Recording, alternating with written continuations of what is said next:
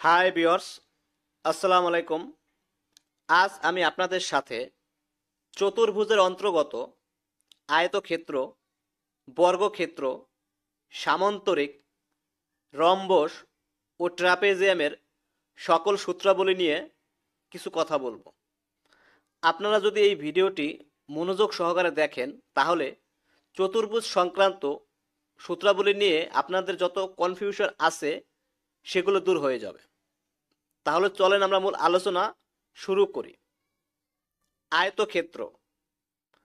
আয়তক্ষেত্রের দৈর্ঘ্য এ একক এবং প্রস্থ বি একক হলে আয়তক্ষেত্রের ক্ষেত্রফল হবে দৈর্ঘ্য ইন্টু প্রস্থ বা এ ইন্টু বি বর্গ একক।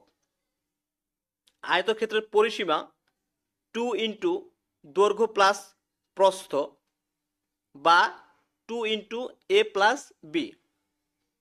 আয়তক্ষেত্রের কর্ণের দৈর্ঘ্য রুট এ স্কোয়ার প্লাস বি স্কোয়ার। বর্গক্ষেত্র। বর্গক্ষেত্রের এক বাহুর দৈর্ঘ্য এ একক হলে বর্গক্ষেত্রের ক্ষেত্রফল হবে এ স্কোয়ার। বর্গক্ষেত্রের পরিসীমা 4a। বর্গক্ষেত্রের কর্ণের দৈর্ঘ্য রুট 2a। সামান্তরিক। সামান্তরিকের ভূমি এ একক, উচ্চতা এইচ একক হলে সামান্তরিকের ক্ষেত্রফল হবে ভূমি ইন্টু উচ্চতা বা এ ইন্টু এইচ বর্গ একক। সামান্তরিকের দুটি সন্নিহিত বাহু এ ও বি হলে এবং কোণ থিটা হলে এর ক্ষেত্রফল হবে এ ইন্টু বি সাইন থিটা বর্গ একক। সামান্তরিকের একটি কর্ণ ডি একক এবং বিপরীত শীর্ষবিন্দু থেকে ওই কর্ণের উপরে অঙ্কিত লম্বের দৈর্ঘ্য এইচ একক হলে এর ক্ষেত্রফল হবে ডি ইন্টু এইচ বর্গ একক। রম্বস।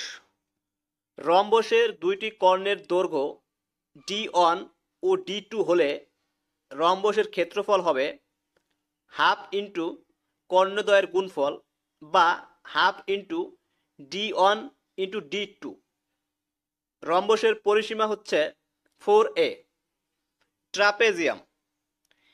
ট্রাপেজিয়ামের সমান্তরাল বাহুদ্বয় এ ও বি এবং মধ্যবর্তী উচ্চতা এইচ হলে ট্রাপেজিয়ামের ক্ষেত্রফল হবে হাফ ইন্টু সমান্তরাল বাহুদ্বয়ের যোগফল ইন্টু উচ্চতা বা half into A plus B into H. Viewers, আপনারা যদি আমার এই ভিডিও থেকে কিছু উপকৃত হন তাহলে আমার চ্যানেলটা সাবস্ক্রাইব করে আমার পাশে থাকুন, যাতে ভবিষ্যতে আমি আপনাদের জন্য এরকম আরও অনেক ভালো ভালো ভিডিও নিয়ে আসতে পারি।